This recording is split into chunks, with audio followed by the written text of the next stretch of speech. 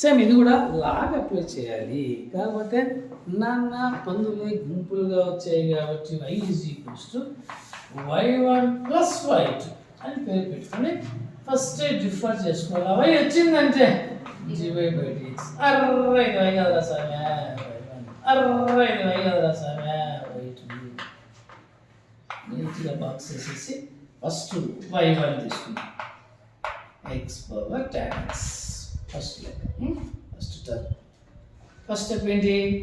Log apply చేయాలి. ఆ విధంగా లాగ్ అప్లై చేసినప్పుడు పవర్ ఫ్రంట్కి వచ్చాది.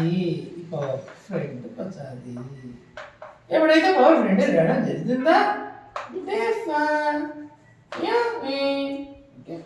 లెఫ్ట్ సైడ్ లాగ్కి 1/y వచ్చిందంటే dy/dx. ఇప్పుడు uv ఇద్దరు మనోళ్ళే. ఓకేనా? ఫస్ట్ మన tan x ని ఖాళీగా పెడతాం. log x కి 1/x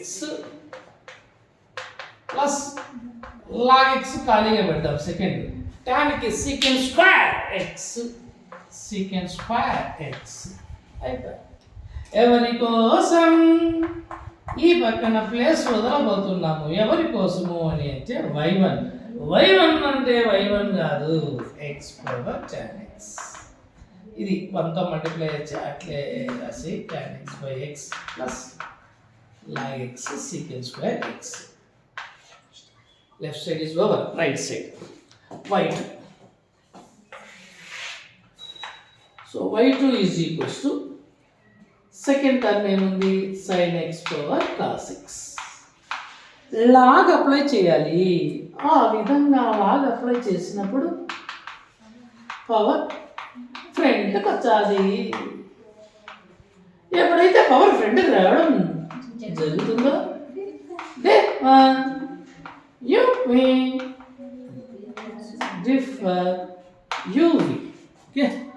లాగ్కి డిఫరెన్షియేషన్ 1/y వచ్చిందంటే dy/dx.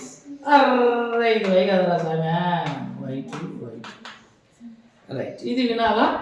ఫస్ట్ది ఖాళీగా పెట్టేసాం కదా. సెకండ్ది చూడండి, లాగ్ సైన్కి చేయాలి. ఫస్ట్ లాగ్కి 1/sin cos 1/sin cos plus second మొత్తం ఖాళీగా పెడతాం. లాగ్ sin x మొత్తం ఖాళీగా పెడితే కాస్కు మైనస్ సైన్. ఎవరి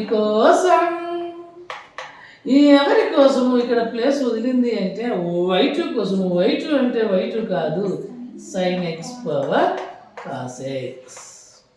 ఇక్కడ cos x అట్లే పెట్టి plus into minus sin x. Log sin x అట్లే రాసేయండి. బాక్స్ చూడాలి. బాక్స్ చూస్తే first answer plus second answer చూసి రాయాలి. First answer x power tan x into tan x/x plus log x secant square x plus second answer sin x power cos x into అని చూసి రాయాలా అక్కడ. Okay, ఏం సొంతంగా రాయకూడదు, చూసి రాయాలా. వచ్చిందా?